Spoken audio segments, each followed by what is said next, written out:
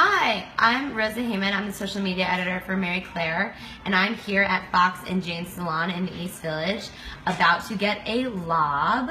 I'm here with Betsy Duggan, the hairstylist. Hi. And she just gave me balayage, and so I'm going to be asking her a couple questions about summer hair, and you should feel free to ask questions in the comment section.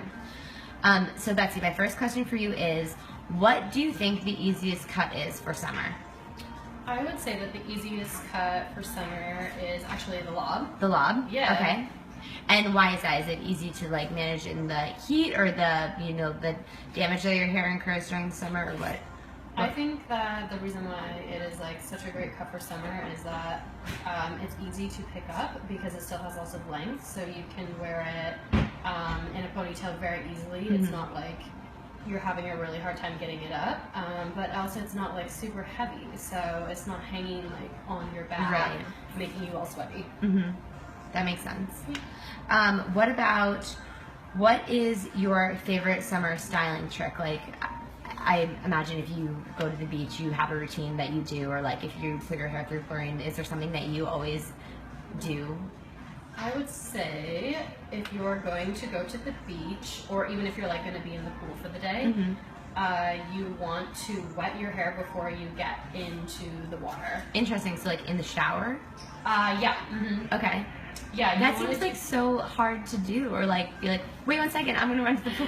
If you don't have an available shower, like if you're not, near a pool, if you're at the beach or something like that, then you want to spray your hair with a leave-in conditioner. Oh, interesting. And the reason for that is because if your hair is like a sponge, it's going to absorb everything that you, any sort of water, like the ocean or the beach or something like that. So if you put water into the hair, or like a leave-in conditioner, it's not going to absorb much of that ocean water or beach or pool water. So even if you this sort of sounds ridiculous, but like if you had a water bottle and you could like wet your hair with it before going into the ocean water, that would be better than nothing. That's I've never heard that before. That's so interesting.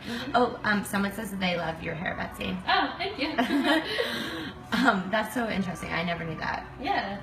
And so that'll just sort of like protect it. Yeah, it almost like creates a barrier so that there is no room for more water to come into the hair. Got it. Okay, so is there a treatment that you would sort of consider the worst to get in the summertime? Like if anyone is considering doing a transformation in the new season, is there something they should try to avoid? Not really, no. If I had to pick one thing, I would maybe pick choosing to be a redhead. If you're already a redhead, then great, but I wouldn't make a color change into being a redhead. Because the like brassy tones will be bad in the sun, or? Yeah, the red is like the largest dye molecule, and it fades super, super easy. So you're just subjecting it to the sun and the water and all of that, which is just going to make it fade faster. Yeah. So if you're a redhead, be a redhead. But maybe don't choose the summer months to like transition. Absolutely. I would wait until fall to make a big color change like that. Interesting.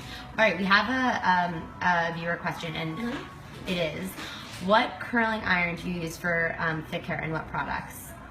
I love R&Co.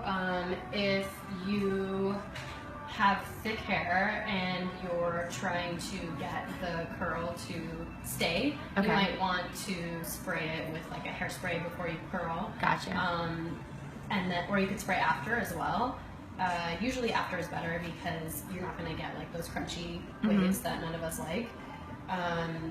But curling iron wise, I love just like a good old-fashioned hot tools, which is super inexpensive and really, really easy to find. Is your hair right now, did you use an iron-on, or like how did you get that texture? People are really loving your hair.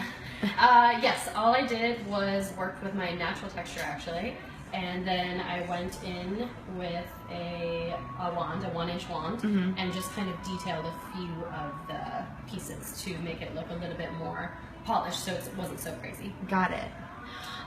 So someone just told me to uncross my legs while I'm getting a haircut from a sorry, fellow hairstylist. Thank you, I appreciate that. Okay, so would you say that there is like a hot hair color trend for this summer specifically? Like anything happening in summer 2016? Definitely. Everybody wants pastel. Pastel. Pastel, unicorn, any sort of crazy, wild, not existent in real life. Is that like, what is that treatment like for people that don't have light hair to begin with? They have to bleach it, I'm assuming? Yes, it's a super intense process. You first have to lighten. If you want to be pastel, you have to be practically white. So this is not like an easy thing to do, but it is something that we're seeing often. So pastels, yeah, very fun. Also feels fun for summer, like everything is a little bit looser in the summer. Yeah. You can get away with it. Totally. Okay, what is a trend that people are sort of intimidated by, but you actually think is a lot more manageable and easy than people assume? I would say balayage for the first time can be a little bit intimidating. There's a lot of pictures out there of really extreme balayages, and they don't really always have to be extreme. They can be very subtle and soft. So taking that first initial plunge of doing balayage can be a little bit scary, but it can be the most manageable hair color you've ever had. Because you don't have to like keep up with the roots and everything like that. It's a softer transition at the root.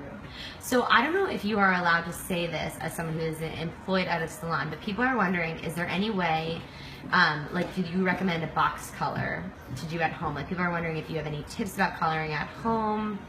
You should obviously go to Fox and Jane Salon if you're in New York. So box coloring is a really hard subject because generally box coloring can create a whole lot of problems in the salon when you come in to fix it. Yeah, exactly. Or if you're wanting to do something different. So maybe at home the box coloring hasn't been going wrong, but then when you decide you want to do something else like lighten the hair, it becomes a really big problem and ties our hands in the salon. Interesting. So I never, as a client, I've never really thought about that from your perspective. You come and get like damaged goods, basically. Yes, it's like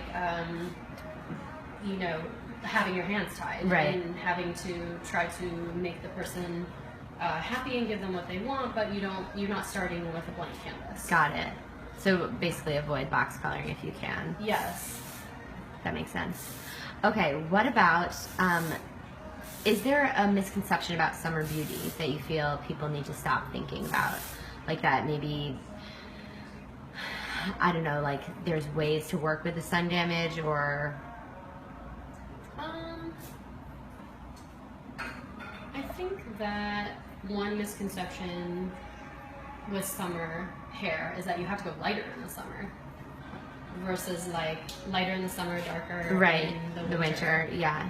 I feel like everyone walks into the salon and they're like, it's summer, so I have to go lighter. And there are no rules. So if you want to go darker in the summer, then you go darker in the summer. That makes sense.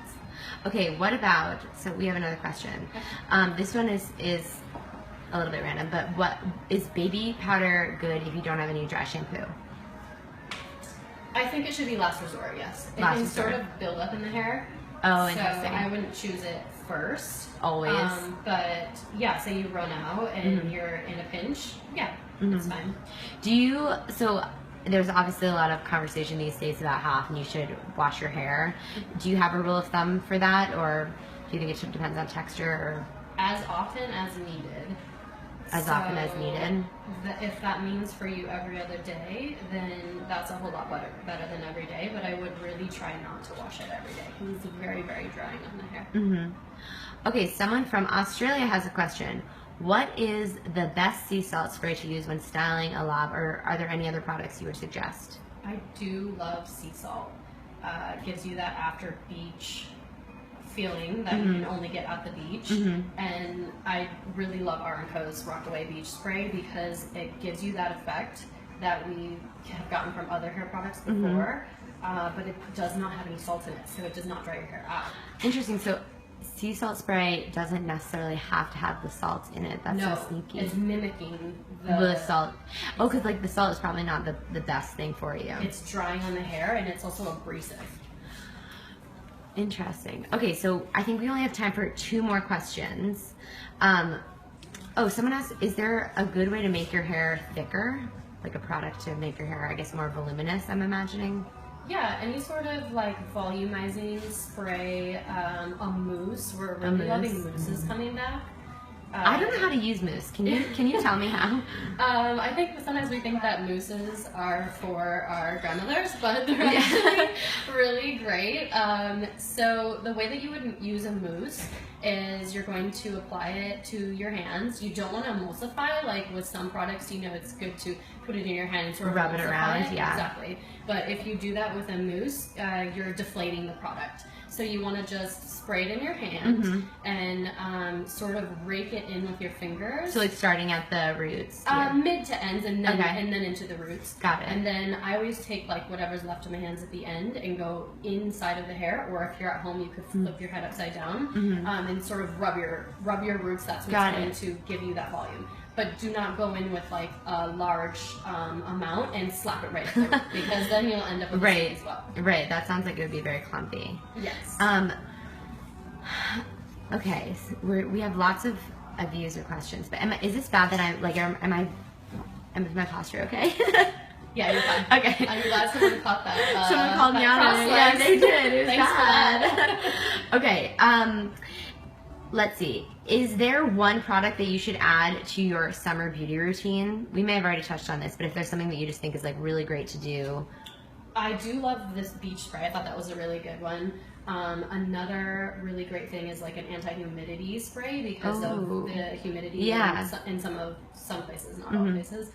I want to spend all the time blow drying your hair and then step out into the air and like have it just like That would be very annoying. All right, last question. Let's see. I'm looking through all the. Okay, so someone says, is there anything that you can suggest to stimulate hair growth, or like either a product or a habit or a technique or anything? They do make products that stimulate hair growth. You know, like shampoos, mousses, and stuff like that you use in the hair. But I think that one of the best things you can do for your hair is to brush it, and make sure that you're brushing it often. And I think as a like bedhead, slept-in culture that we have right now of looking more second day, we tend to forget to brush our hair. Yeah, I never brush my hair. No, because we don't like the way it looks. Right. We like that like tousled slept-in. Yeah. But you do want to brush your hair. It's very important. So if you don't like the look, the best thing that you can do is to brush it before you hop in the shower. So that way you're not ruining those perfectly undone tousled waves, but you're still getting the benefits of brushing your hair. Is there like bare minimum, how often should you be brushing your hair? I would say maybe like, I guess just as often as you shampoo. Right. Yeah. Okay. Interesting. All right. Well, thank you so much, Betsy. And everyone, thank you for watching. And you can see the results on Mary Claire's Snapchat.